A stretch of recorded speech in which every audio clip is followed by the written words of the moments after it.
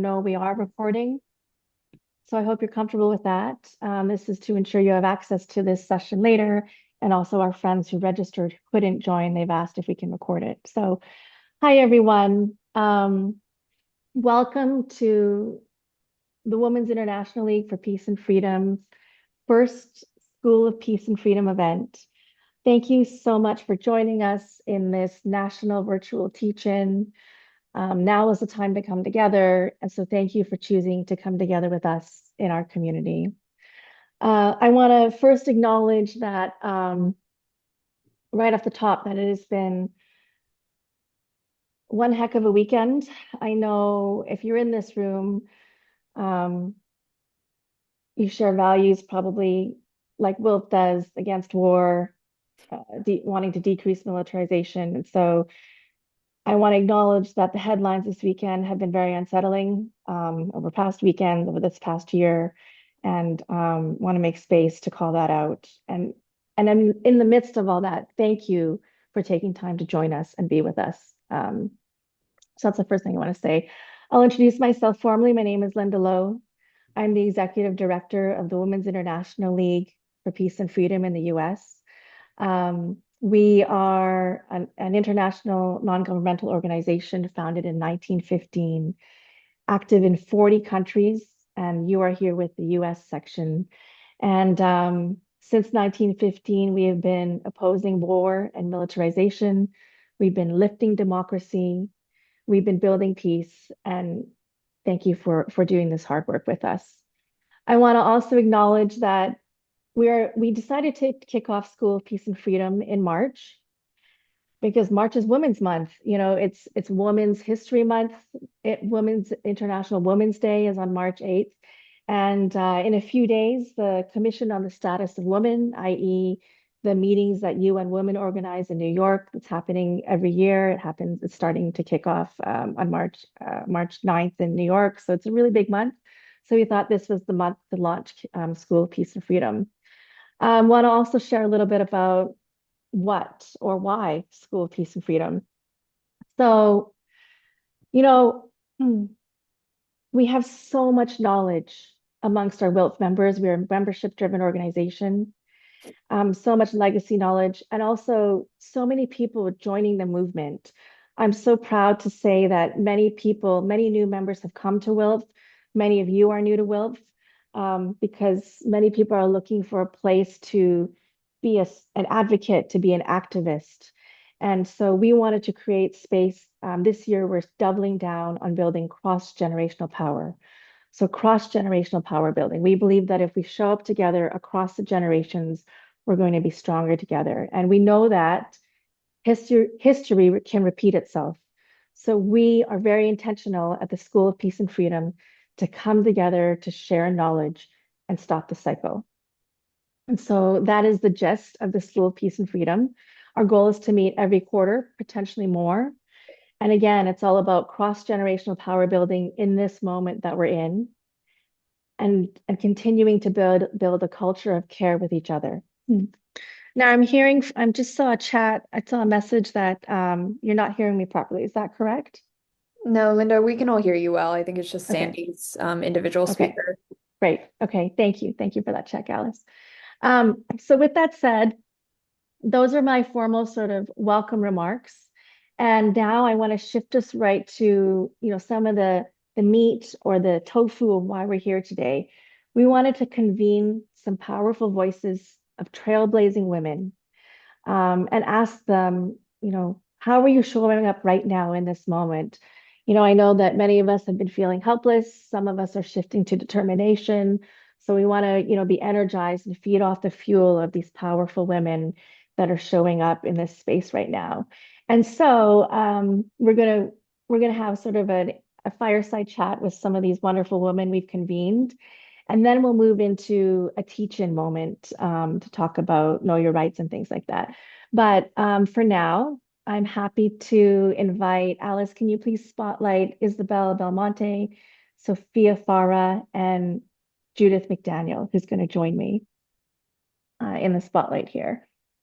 And folks who are on the call listening and joining in, if you have questions or comments or insights, I invite you to put them in the chat. I will try very hard to make room for a couple of the questions at the end of the spotlight or fireside chat that you put in the chat. I'll do my best. So if you have questions or comments, put them in the chat and I'll do my best to hit up a couple of them. And so just waiting for the spotlight to take place and then we'll go from there.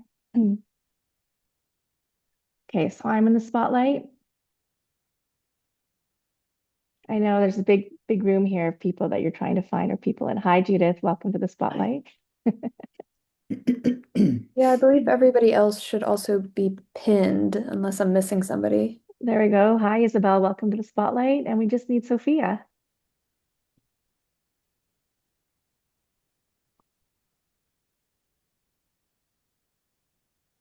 I don't know if you're having trouble finding Sophia in the screen. Sophia's pinned on my end. Okay, can everyone else see Sophia? Oh, there we go. Now I Yeah. see you. Welcome to the spotlight, Sophia. So I am going to do a short round of introductions, and then I'm going to put some questions out there. I want everyone in this room to know that I've shared some questions with our speakers in advance, so they could have time to think about it and come to School of Peace and Freedom with some really sort of meaningful thoughts to share with you all. But I am so excited, first of all, to introduce Isabel. Isabel is based in DC, a young WILPF member, a fellow at Fair Girls, a nonprofit based out of DC. And in particular, as we promoted this event, we talked about Isabel being a gender advocate, and in particular, does a lot of work in human trafficking, prevention of human trafficking, and support to survivors, because human trafficking disproportionately affects women, and particular vulnerable women, women of color. So, Isabel, welcome to the room. Thank you for being with us. And I'm going to introduce next Sofia Farah, based in Detroit, who works with Mondoweiss. Mondoweiss is an organization, an independent news and analysis organization that focuses on Palestine, Israel, and US policy in this space. And I know you're working hard and your organization's doing so much. So thank you, Sophia, to you and Mondoweiss for all that you do. And last but not least is Judith. Judith, a wonderful WILPF member, um, is a gender and international human rights law professor at the University of Arizona, among so many other things, has been doing the work, and so much to learn from you, Judith. So welcome to the Zoom room. And I want to put out to everybody here the questions that I shared with all of you in advance. Basically, I'd love to invite each of you to introduce yourself a little bit more, and tell us, what are you focused on right now? What's the issue you're focused on right now, or the issues? Um, Curious as to how you're showing up differently now than before, if it's different. And curious to know from your personal lived experience and the work you're doing, what's worked that you think we should repeat, or what needs to shift. And from your heart in this moment, whatever's on your mind, that's what we want to hear. And we'll also want to acknowledge a few of you have some fuzzy, furry animals and they might make cameos. So we welcome that. Okay. So, Isabel, I invite you to sort of step into the microphone, so to speak, and share what's on your mind. Thank you, Linda. So hi, everybody. My name is Isabel Belmonte. I am 22 years old, and I recently graduated from the University of Amsterdam in the Netherlands with a degree in political science, and I specialized in political and feminist theory. So I mention this because my activism has started off since I was little.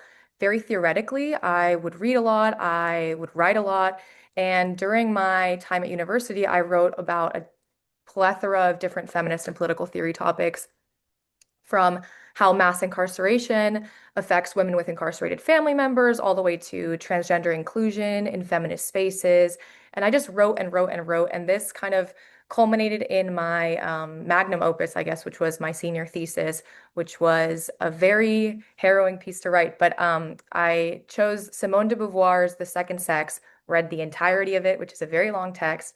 And I basically used her theoretical backdrop to talk about the rise of conservative manosphere figures. And sort of this idea, like the mythology of masculinity, what's happening to men now. And it's actually titled What Happened to Real Men. And I am putting in the chat a short version made that's kind of, if anybody wants the real thing, I'll email it. But this is a short PDF version, looks pretty, that explains it. That's very nice. But after I graduated, after writing so much, I kind of realized that I didn't want to stay only in theory. I wanted to go to law school, but I still wanted to have some practical experiences under my belt.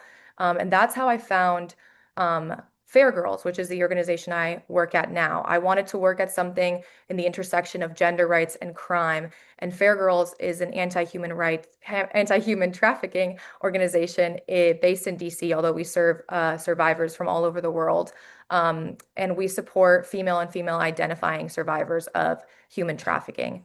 And my interest in trafficking, I feel like human trafficking to some who might not know might be like a very niche field, but it's very pervasive and it didn't happen in the classroom. It didn't happen because I read a text on it. It happened because a few summers ago, I interned at a migrant children's center in Spain, where I'm originally from, and I noticed a very stark gender divide between the boys that were there and the girls that were there. The boys that came as migrants were sent to Spain by usually their families for economic purposes, to start a new life. And to generate, it's for labor purposes. And the girls, it was a completely different story. A lot of them were sold into human trafficking, into relationships with men from the West, or directly into underage prostitution or human trafficking, as it's correctly termed. And sexual exploitation was a really big part of the journey, the migration journey for them. It wasn't just an exception, it was completely routine. So seeing that at 19 years old, it changed my entire world. And I realized I wanted something different from what I was doing at school. So now I'm showing up very differently in my work. As a student, I was trained to sort of critique systems, and now I work directly with people who are surviving the very systems I wrote about. Proximity to issues inherently changes you. Statistics that you can reference in a paper become faces and people with real names and real stories. And policy debates that I would talk about for hours on end with my friends actually became an issue of, does someone have a bed tonight? Will someone feel safe enough to sleep? And how can I get this person to trust me after years of exploitation? And now I really see everything as extremely connected. Trafficking is not a criminal behavior. It is the outcome, the predictable outcome of migration vulnerability, poverty, racism, misogyny, and digital exploitation. And I think all of the same cultural narratives that I talked about in school that glorify domination and entitlement, they're not separate from the very exploitation that I see every single day at work. And the myth of control over women's bodies and what people can and can't do doesn't stay on 4chan or Reddit or in these fear-mongering figures like Jordan Peterson or Charlie Kirk. It materializes into very, very real harm. So I think that what I've noticed works the best is community, not just awareness, campaigns, or policy language, which obviously work to some extent, but real community. I think when you strip everything down, most people across the aisle want the same things: stability, dignity, and to feel like someone would notice if they disappeared. And human trafficking happens and thrives exactly where a sense of community and belonging collapses. So when young people feel unseen and when migrants are isolated by social institutions and legal precedent, when girls are treated as economic tools instead of human beings, and when digital spaces replace real ones, that is when issues like trafficking come to the forefront. I also learned that survivors don't heal in isolation, at least in my experience. They heal in community and in stable housing where somebody knows their name, and support circles where people are believed and where they're supported, and programs that don't act as a rescue, but act as a rehabilitation and act as a tool, a stepping stone to a life of independency and freedom. I think obviously trauma-informed care works very well, but what definitely needs to change, at least in my perspective, is we need to stop treating trafficking as a rare event, human trafficking as a rare event, or interpersonal violence as a rare event.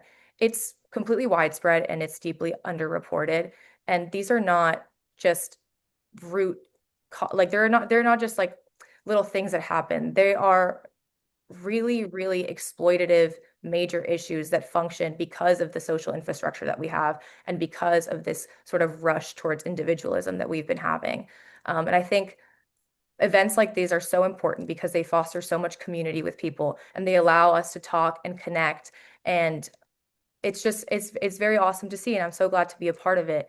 And I'm very happy that I get to hear from these awesome women across different generations. And yeah, I think that is where I'll stop ranting. Isabel, you just gave me chills. You're not ranting. I feel like you're like the future head of UN Women or the world, you know?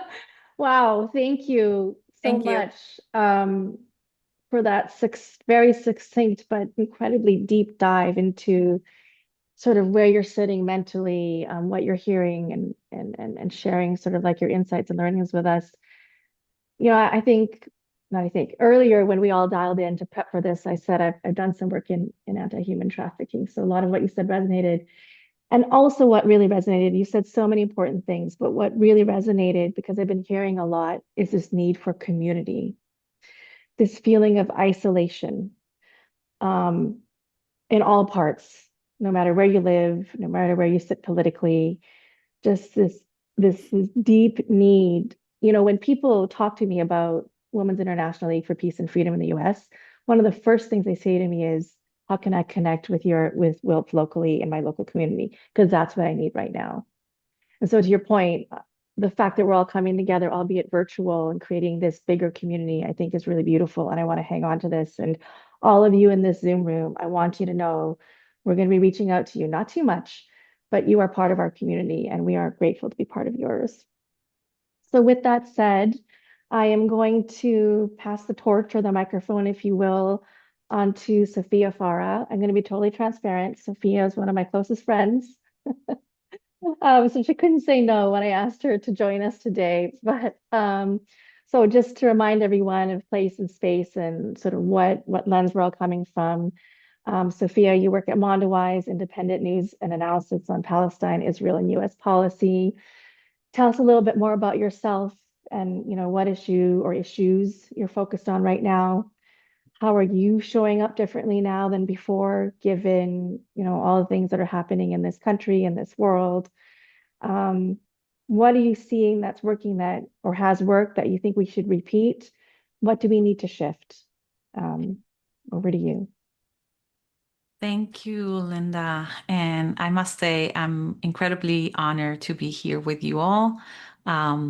Isabel, that is a hard act to follow. I don't know if I'm going to be as articulate as you are, but I'll share some thoughts that I've been reflecting on since Linda invited me to participate.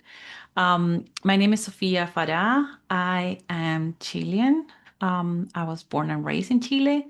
I moved to the US in 2016, so a couple of months before the 2016 election.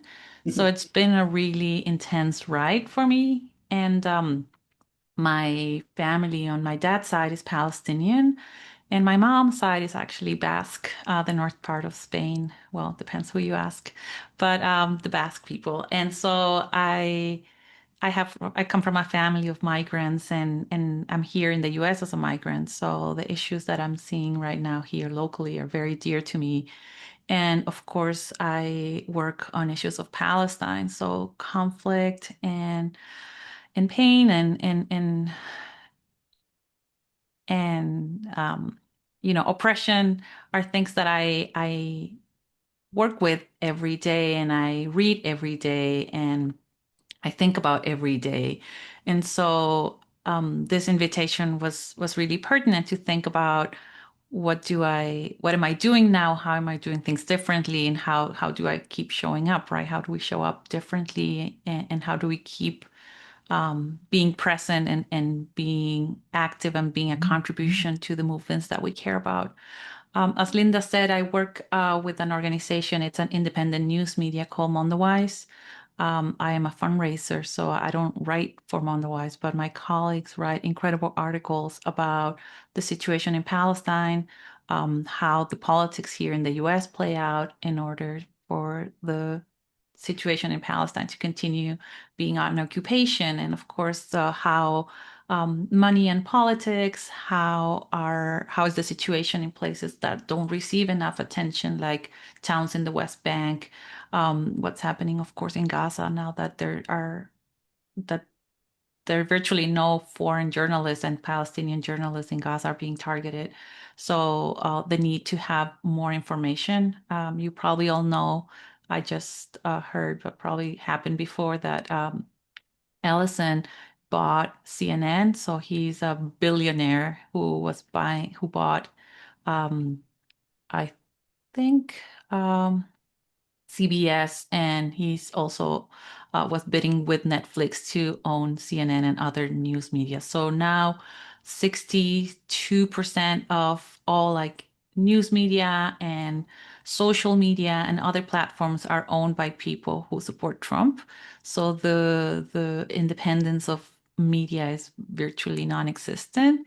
So the importance of small independent media funded by people like us, it's going to be really important to get the news and the information that we all need. So that is on my work side. And right now, what I'm doing at a personal level is really helping organize our local community to strengthen our resistance to ICE. I work with our local hotline. So a different group of operators answer the phones to help people with ICE sightings, with support, connecting people with resources, connecting people like families that family members have just been detained, and helping them navigate through that situation. So it's a much more local effort. And that's part of what I wanted to share in terms of how I show up differently. Um, I used to think that organizers should be fearless. I watch people on Democracy Now, and they would be like undocumented leaders, like on the street, and I always struggle with that. Like I'm not as fearless as that. Like I'm always afraid, like I'm always concerned for things. And I understood after a long time, I must admit, that I'm not supposed to fight the fear. We need to show up despite the fear, or with that fear, with the fear, with the anger, with the pain, with the empathy. All those feelings are part of us. And of course, we're going to be afraid. We can't just deny that. But it's those feelings, it's those emotions that makes us human and makes us connect with those who are struggling the most. And so embracing those feelings and doing the things that we want to do regardless of that or because of that, it's really important to me. And I'm sure Judith is going to talk more about know your rights and showing up. And I know there's a lot of people in this room who have more experience and may speak to that as well. But that has been really important to me. And the other thing I wanted to say, it's that I keep a global perspective. I think about what's happening in other countries, in other places, and my action, my work is local. I think understanding that our struggles are interconnected, that the issues that happen here are connected to the issues that happen in Palestine, in Sudan, in Latin America, in Southeast Asia, in Pakistan. All our struggles are connected, but our actions don't necessarily need to be connected, but they need to be informed. That capitalism, imperialism, white supremacy are issues that are touching all the work that we do. And no matter where we focus, if we focus in environmental issues, those are women's issues. And if we talk about reproductive issues, those are, women's issues as well. And if we talk about food sovereignty, that has to do with other issues as well, like workers' right, migrants' right. And so we can't see them in isolation, but we need to find a focus and a place where we can actively work. I see a lot of people feeling overwhelmed, not knowing where to start. And I think finding a focus on something that you care about, and you can inform that work with issues that happen, and make sure that you understand the intersection of those. It's really important. Um, and to me, what has been helpful to stay grounded is to really bring a component of changing material conditions for those of the people who are around me, doing real work. As Isabel said, like, is this person fed? Is this person safe tonight? That kind of work has been really important to me, and it's equally important to building international movements or international work. And I would say what has worked, and I don't know if I have time or not, but I just wanted to say one last thing. I think one thing that I'm really in awe of young people is that for the struggle of Palestine, they're talking in our lifetime, and they're saying Palestine will be free in our lifetime. And I think a lot of people have not put it that way. And it gives us hope. And at the same time, I think I really, really hope that it's in our lifetime. I am not so sure, but one thing that I've learned from people who have been oppressed for a long time, I try to read a lot of Black authors, Black women. Um, I am reading two books, or I'm thinking about two books when I came with these questions. One is Angela Davis, and it's I'll remember, but it's Freedom as a Constant Struggle from Ferguson to Palestine. And one thing she said at a time, I was reading her book when Chile was going through voting for a new constitution. And then we ended up with the same constitution from the dictatorship. So it was this huge, massive movement to change, and people were in the streets for months. And then we ended up where we started.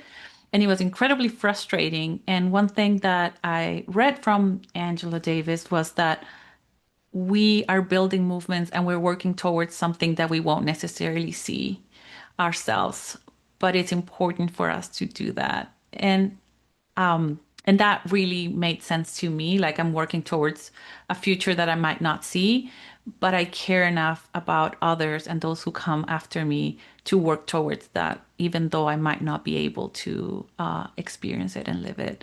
And at the same time, that is a really hard thing to do. So I keep doing very specific things. And this book that I'm reading, it's called Inciting Joy by Dr. Gay. And he talks about his garden and how planting things is a very communal thing, and how you get seeds from different people. So I've been planting things in my garden, and I might not eat them. I might not be here for that, but I do it because that gives me joy and makes me think of community and how to feed others. So I just think that that is still very important, and we should keep that in mind. Thank you, Linda. Wow, thank you, Sophia. You're like the Buddha. So much wisdom. I was scratching down notes. I want to reflect on a couple of things you said before we move to Judith. I don't fight the fear, show up despite it and with it. I think that is so powerful. And I'm gonna, I just had goosebumps just saying out loud back to you what you said. And I'm going to take that with me, and I'm going to tell that to other people and friends. Because let's face it, I think we're all afraid. There's a lot going on. I really want to call out, you said so many beautiful things. You talked about intersectionality. And I think that that is really important to lean in on, in that I'll say that WILPF, that Women's International League for Peace and Freedom, we've always been a multi-issue organization. And the beauty of being multi-issue is it doesn't mean everybody has to work on everything. It means we have different people in our organization working on different issues, and we connect them. And I guess I want to really call that out, because I think we're living under an administration at a time when I think intentionally, we're getting hit with so many different things, and it makes us dizzy and it makes our head spin. And I always come back to, what's the thing for me? And I say to my friends, what's the thing for you? Focus in on it, hone it. And if we're all sort of moving together on whatever's important to us, it's all going to connect, and we're all going to like push forward together. So I want to lean into that. I think also you talked about Palestine and Gaza. I mean, at WILPF, we talk about the genocide.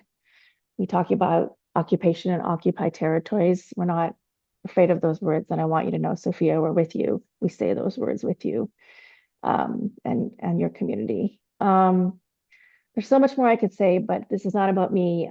It's about you three. So with that said, I'm going to shift the microphone over to you, Judith, who's been waiting so patiently. And I love every time we talk and meet because I learn from you. But again, Judith, so WILF, I mentioned, is also present internationally, 40 different countries. We're as small as sort of, a group of 5 people at WILF Palestine to more than 1,200 people in the US to, a few hundred in Spain. Our latest WILP chapter is just opened in Brazil last year. I guess I bring that up because you are our international human rights lawyer slash voice in the Zoom room. And I've always felt I also moved like Sophia to the United States in 2016, just before the first Trump presidency. I was shocked at what I saw, um, especially because I think that what happens to the US happens to the world because the US has just so much influence. So, really interested in your perspective, Judith. Tell us a little bit more about yourself and sort of what are you focused on right now? How are you showing up differently than before, if it is different? And what have you seen that you think we should be doing more of, or what do we need to change? These are big questions, I know. So over to you. Thank you. Thank you. And thank you to Isabel and Sophia. I thought I was the only person who'd ever read Simone de Beauvoir cover to cover, but good for you. And Sophia, I've worked with the founder of Mondoweiss, Phil Weiss, um, for many years at the UN and on the Lawyers Committee on Nuclear Policy. So, and I encourage all of you to be monthly donors to Mondoweiss. It's a wonderful, wonderful press source. It's a source of really solid information about what's happening all over the Middle East. So, me, I'll start at the beginning. I was born in 1943.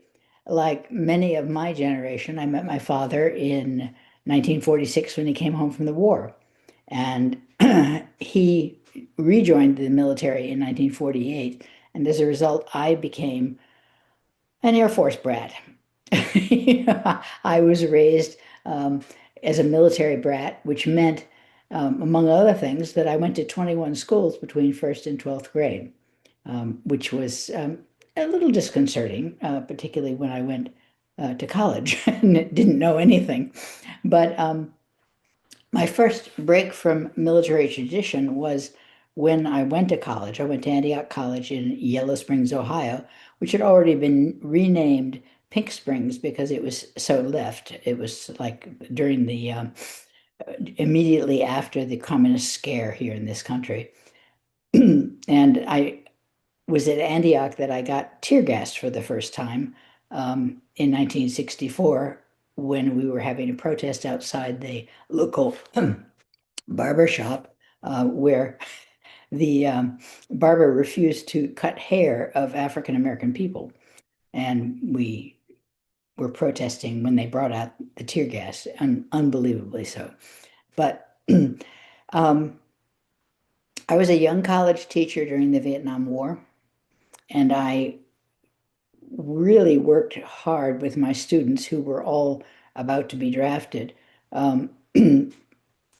We had teach-ins. We'd leave class and go out and have a teach-in and talk about the things that actually were going on in our world and how they affected all of us. And what else do I want to say? I spent a lot of time in activist roles. I worked on activism for Nicaragua to anti-nuclear issues, and I protested and accompanied people whenever and wherever I could. And accompanying this activism was the teaching I was doing as a college professor, not just those early teach-ins, but actually developing courses that reflected the reality of women and of lesbians. And that was not an easy thing to do in the 1970s, I must say. My activist life took another turn when I decided I needed more information for the writing I was doing. I had published a number of books, including one in 1985 about being part of the sanctuary movement in and accompanying refugees, which has been a long history of activism here in the United States. It hasn't just happened with the advent of ICE and Mr. Trump. But the reason I felt like I needed more information was that I was not well informed about my rights, about what I could do, and that sort of thing. And so I decided in when I was 60, I decided to go to law school, and I did. And I majored in my focus was international human rights law. And thank you. I encourage all of you to do whatever you want, no matter how old you are, because there's something that needs to be done. I majored in constitutional law and international human rights law, and those things are what I still teach today at the University of Arizona. Because of some physical limitations, my primary political work these days is my writing and teaching. And I write a regular Substack, Deja Vu, which I put a link in the chat for you to take a look at. And I began it immediately after the 2024 election. And deja vu to me meant we've been through this before. I mean, he was elected before. It was a crazy time. Remember all those lawyers in airports trying to help refugees who were trying to come to the United States? Well, here we go again, I said. And so I started writing about some of the similarities and some of the very, very different things in this particular time. I'm not only writing the Deja Vu column, I'm currently just finishing a memoir about becoming an activist and being an activist in this country, in this world. And it's called Do Everything. So it's whatever you can do, you need to do. I think that if I had to say what worked particularly, speaking up. Speaking up is what always has worked.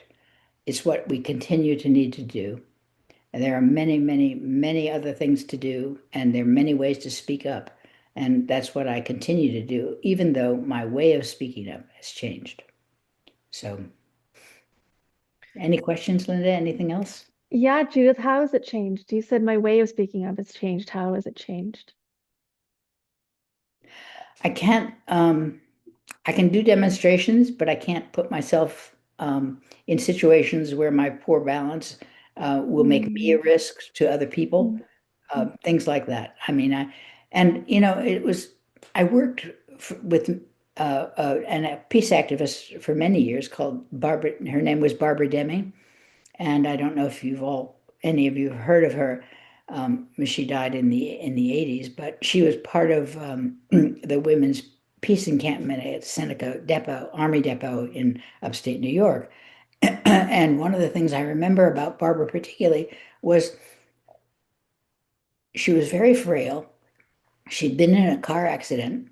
She still showed up. She came to the peace encampment.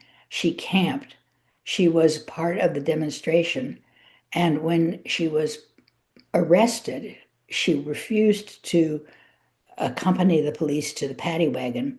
She went limp. She allowed them to carry her to the paddy wagon. And I said, "Weren't you afraid?" And she said, "Well, I'm always afraid. I just tuck my fear in my pocket and go and do it." So that's what I would encourage all of us to think about. Thank you, Judith. We could spend a whole day with you, listening and learning from you, that's for sure. Thank you for sort of walking us through your lifetime, really, and all the things that every time you've tucked fear in your pocket and done it. I think you said so many things that resonate. Two things that really stick out are we've been through this before. I Yes. want to say, I spent a lot of time with our WILPF women, and that is the biggest thing they have taught me, that throughout history, we've been through these hard times before and we come back. And sometimes we win even more than what we started with. Sometimes we lose, but sometimes we win, and sometimes it's more. So that fuels me, that sense of sort of like the long arc to justice. The other thing you said was what's work that we need to do more of was speaking up. So I'm so grateful that you're at WILPF, because the WILPF woman, one thing we're known for is speaking up. Yes, it's true. Saying things that others maybe cannot say or are afraid to say. But having said that, I also want to say that is one of the beauty of coming in together in a community like this, being part of WILPF or whatever organization or community you belong to. If you're vulnerable and you cannot use your voice, we can be your voice. I want you to know that. So you're here and you're in community with us. And if you cannot speak up, we want to speak up for you. I want to put that out there, and I want you all to know that. I want us at WILPF, we're always going to own that. So thank you so much to our panelists for your beautiful insights and wisdom. I haven't seen any questions come up in the chat, and I think that's because everyone is listening so intently to your insights and your sort of Buddha words. And in a way that's good, because you're giving us so much to reflect on, and I need to keep us moving because we are sort of short for time as usual. So I'm not going to open it up to questions. Instead, I'm going to thank our panelists. As when we wrap this up in about a half hour, I'm going to invite all of our panelists to maybe make one more reflection based on what they've heard, seen, and felt today. But for now, I'm going to, except for Judith, I'm going to ask Alice to take the rest of us off pin, because we're going to move right now into the National Virtual Teach-In moment.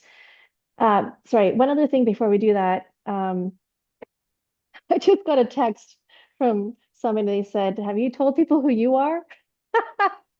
So maybe I forgot to do that. I am the executive director of Women's International League for Peace and Freedom here in the US. And I think I'll just answer the one question, what am I doing differently? I'm reaching out to community and different communities that I never thought to reach out to before. I never thought I could. I never thought I should.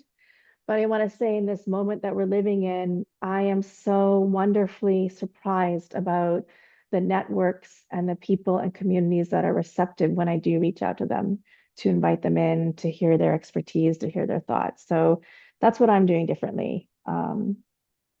If you don't ask, you don't know, right? So anyways, that's who I am. That's what I'm doing differently. And now, Judith, thank you so much. I'm going to pass the mic back to you for about 15 minutes. This is our sort of teach-in moment. I know you're going to talk about knowing your rights and what has changed, and a little bit about, what is a legal observer, or what does that term even mean these days, because it's coming up a lot more. But so I'll get off of the pin. I'll hand it over to you to lead this sort of next segment. Great. Thank you, Linda. And thank you to WILPF and to Linda and your entire team for imagining this School of Peace and Justice and Freedom, and for making it happen. I'm really in awe of the work that you're doing. So I'm here wearing two hats this afternoon. One is my lawyer hat, and the second is my activist hat. And the first hat, the lawyer hat, won't take very long. I can hear that sigh of relief now, because most of us do not do what is called legal observing. What is a legal observer? Well, it's an official term. It's used primarily by a group called the National Lawyers Guild. The National Lawyers Guild was founded in 1937 by a group of progressive lawyers and jurists who believed that they had a major role to play in the reconstruction of legal values that would, for a change, emphasize people rather than property. And this is the oldest and most extensive network of public interest and human rights activists who work within the legal system. Legal observers are trained by NLG, which is the National Lawyers Guild, and they welcome non-lawyers to their trainings, but legal observers officially always work under the supervision of an attorney because they're concerned as attorneys with potential cases and with preserving evidence and with not allowing officials, either police or government, to take evidence that has been collected. So that is the National Lawyers Guild. If you want to train as a legal observer, so formally a legal observer, call your local NLG office and ask what is available. They are in almost every large city in the country. They're a wonderful, wonderful organization. And we really did need them when they came out and said, people are more important than property. And that was 1937. So my second hat is probably more relevant to the work that all of us are doing these days, those of us who are not attorneys. And I'm going to run through some slides that will, I think, clarify what I'm talking about. Let me bring up my screen. And then, okay, so this is a slide that defines the problem for us. It's a record of what ICE is allowed to do and not allowed to do according to the Constitution and DHS. Read it through. If you scan this list of what they can and cannot do, you might understand the fury of citizens like those in Minneapolis and Chicago and Los Angeles and other cities. You are probably shaking your head. No random stops? Cannot detain US citizens? No guns to intimidate? Oh, please. Well then, that was then, this is now. You may be asking, if we aren't legal observers, what are we? And according to the ACLU, you are documenting, and that is an important thing to do. The First Amendment does not protect civil disobedience if you're doing that, even if your motivation is law enforcement accountability or sharing law enforcement abuses with the public. You can still be subject to punishment for breaking laws. Judith, And you- is it possible to make this visual a little bit bigger? It's Oh, a little bit sorry. hard to see. course. That's okay. Of course. Fantastic. Thank you. Okay, so we all remember, I think, the civil rights movement using nonviolent disobedience as a tool, and that is something that is important and has been really important to activist groups. There's no question that civil disobedience has been an important part of most protest movements. However, you can be arrested for breaking otherwise standard laws. Linda, how can I make this so that I can see it all? Or can you all see everything? We can see everything. Okay, then I Yeah. will stop worrying about it. All right. So the second thing I want to, oh shoot. I'd have to bring these slides up one at a time, I guess.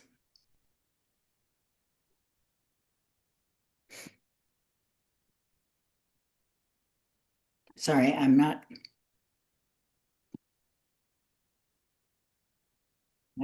sure how this is going to work, but We can see it. Oh, If you share your screen rather than the document, it should persist even when you leave that slide and go to the next one. there we go. Perfect. okay. What rights do you have when you are doing what ACLU tells us is a documenting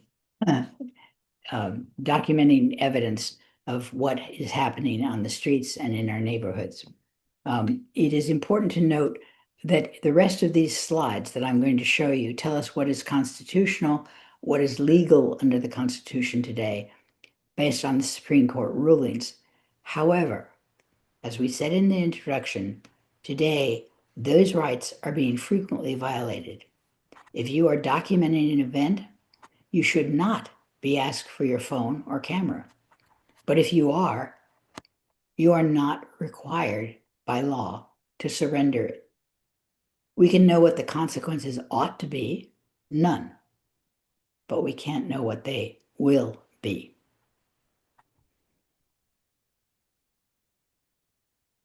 Oh, so now I can bring up the next slide. Sorry, No problem. We're only seeing slide 2 right now, which Right, is know I your want- rights when documenting. Yeah. If you click the escape button on your keyboard, Mhm. that should minimize the screen. Yep, and then you can X out of that and just move on to the next one. Thank you.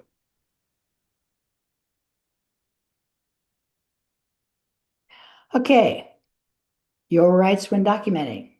You have a right to document anything that is plainly visible, including law enforcement. You are absolutely fine with filming law enforcement people, ICE people, license plates. They don't like it, but you can do it. However, be careful because remember, ICE has guns. We do not. And you'll remember that Alex Pretty was documenting when he was shot. That was a danger.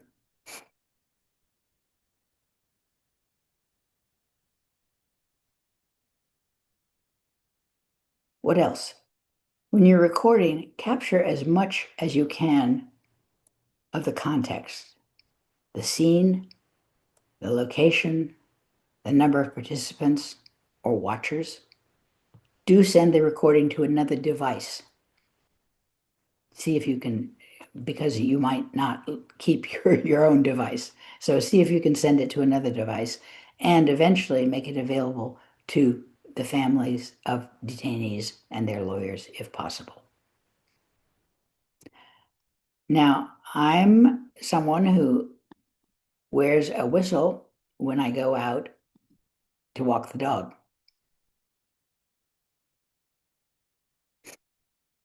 And whistles can be used to draw watchers to a scene, but be aware that they also can call attention to you.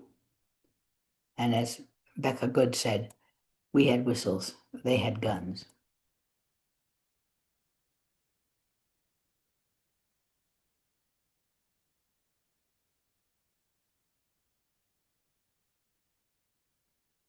Whistles could be considered illegal. When, under what circumstances could blowing a whistle be considered interfering with an officer? If the whistle was used as a coordinated warning signal and the person being sought escapes because of it, it can be considered interfering with an officer. However, I would say different state legislatures are now doing different things. And so what is legal in one state might not be legal in another state.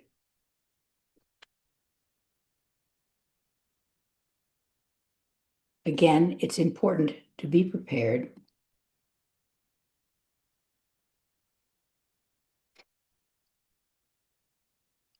because some law enforcement simply does not like anyone documenting what they're doing. And so you need to be prepared for a negative response to your documenting. And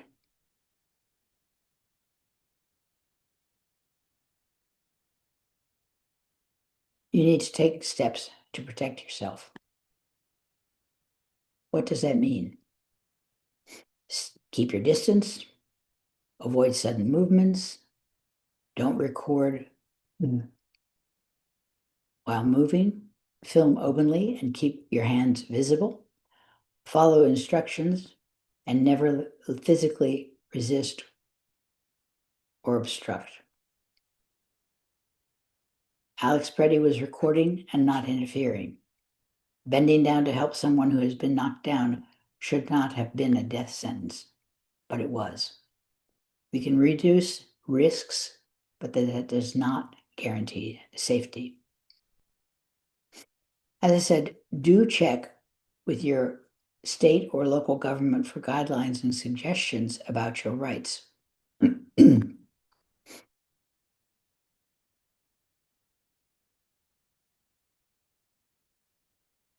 I was pleased to see the state of Arizona our governor, published protections under the law, Know Your Rights and Protections. And this is an important step for a state to take. And localities are either following these, the state guidelines, or they're starting to perpetrate their own. Our city of Tucson has our own guidelines for what we can expect from ICE and what we can do in protest.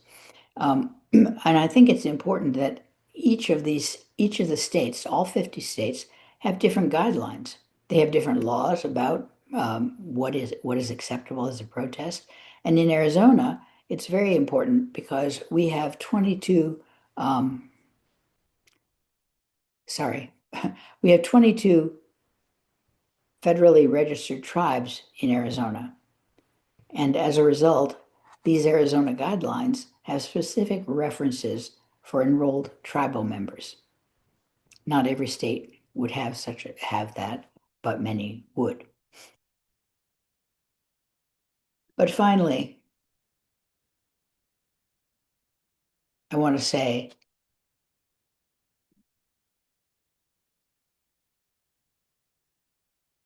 remember who we're showing up for.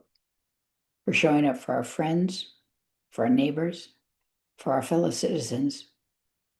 We're advocating for justice. We're resisting fascism. We're shaping our understandings of human rights. These have been the foundations of WILPF as an organization. That's all I have, Linda. Judith, thank you so much. Sorry about the screen share. No problem. We'll do a tech check next time. No, thank you so much. You gave us so much information in such a short amount of time, and I know it's a lot for us to reflect on. I want everyone here to know you'll receive the slides, you'll receive the recording by email, so you can have time to sort of take it in at your own pace. And I really want to say thank you, Judith, for taking time to share your knowledge and equally what you just said. Remember who we're doing this for our friends, for our community, for the people we love. I want to move us next to a breakout session. Let's tighten this up, Alice. Let's only do 7 minutes. We wanted to create space to break out into small rooms together to get to know each other, who's in the room, and learn from each other. So you've heard from these amazing trailblazing women, all of you in your own right, men, women, across the gender spectrum. You all bring different knowledge and personal lived experiences. So we're going to break out for 7 minutes, and then we're going to come back to the room together. Alice is going to break us out, and I want you to consider 2 things. That's it, just 2 things. What resonated, well, tell each other your names, and then what resonated most with you today, and what do you need most? So I'm going to say that again. We're going to break out for let's say 6, 7 minutes. And then when you come back, we're going to wrap up. But as we break out, tell each other your names. And these are the 2 questions I want to ask you. What resonated most with you today? What do you need most? And so, Alice, if you can break us all out into small groups, we'll have about 6 or 7 minutes together, and then we'll come back to close things off. Yep, so it looks like we'll have around 4 participants per room, and so that's 8 breakout rooms. Great. All right, and so all of you should get a notification to join your corresponding room. Okay. Hi, everyone. Welcome back. Welcome back from your breakout rooms. It's so lovely to see your faces again. I think we have everyone back in the room, and I'm going to wrap this up in 2 minutes. First of all, I acknowledge we didn't give you enough time, but I hope it was a moment where you could just connect with someone in a different part of the country, hear their names. Our names are important, and take something away because maybe you heard something somebody else is feeling the same, and we're all in it together, I guess was the point of coming together and trying to learn from each other in sort of a speed round of breakout. I'm going to start to close us off, but before I do, I want to invite each of our panelists, um, Isabel, Sophia, Judith, is there anything else that you want to say as you've listened to each other, as you've met a couple of people in the breakouts? Is there any sort of one big thing or takeaway or reflection or insight that you want to leave us all with before we close out the room and move on with our days? I know I'm putting you on the spot. Judith, you went off mute first, so over to you. Yes. Am I off mute? You can Yes, hear we me? hear you. Okay. I think that the thing that struck me most was the intergenerational motif. I mean, we absolutely have to have young, middle, and old, and everything in between is crucial. Thanks. Thank you, Judith. I'm cross-generational power. That's where it's at. Yep. Say the same thing. Sophia. Yeah. Oh, Sophia, she took The your words words. from my mouth. Learning from folks who have been here before, it really helps us stay the course and not lose hope. I love that. I Sophia. completely agree. I think Mm. as a young person, especially in such a digital age, it can feel very tunnel vision. And I sometimes feel like you're never doing enough because it's the age of comparison. Um, But it was really refreshing to hear that it's okay to be scared to do things because sometimes, if you only know someone off of social media, if you only know someone off of what their online presence is, you would probably think that they're never afraid or they're never worried. But it's awesome to hear from people that have been in the game longer than me, I guess, that it's okay to be scared and you don't have to have tunnel vision. Do everything, as Judith said. That's gorgeous. Yeah, thank you so much. I'm going to add by saying, yeah, I totally resonate with everything you just said. It's okay to be scared. Don't fight the fear, show up with it. Make sure we are fed, that we are safe, that the people around you are fed and safe, the people that you love are fed and safe, that you yourself are fed and safe. And the other thing I took away from this, amongst so many things, was we are all working towards a future that we might not see, but we are in it because we care. And even if we might not see it, we're still going to fight for it. And I know every single one of you in this Zoom room, you're here for that reason. And I want to say thank you so much for giving us your time, for being part of our community. I'm going to close with one announcement that I'm super excited about. If you want to get practical and tactical, we are about to launch in a couple days a program called Crafting Justice. We will be partnering with City of Asylum Detroit and a Gazan artist named Tema Salam. And we will be inviting people across the country to help co-create a social justice quilt for Gaza. And Tema Salam will lead us through this experience. She'll do an online workshop, all these things. So we will send you all an email and follow up with the slides that Judith shared with a recording of this event and also information about this new program we're launching called Crafting Justice. You don't have to be a crafter to be part of it. If you want to participate, we invite you. And if it's not Crafting Justice, there are so many other ways you can get involved in your community with us. That I say that in response to the one question I saw in the chat. Will you do more of this School of Peace and Freedom? And the answer is yes. We plan to do it every quarter. If you want it more, we will try our best, but at minimum every quarter. And so with that, I want to say thank you so much for giving us your time, for being part of this community. Take care of yourselves so we can take care of each other. Have a good Sunday. Rest, eat well, do something kind for yourself. Thank Take you care, everyone. for the Thank space. you, And Linda. thank you everyone for coming. Thank you.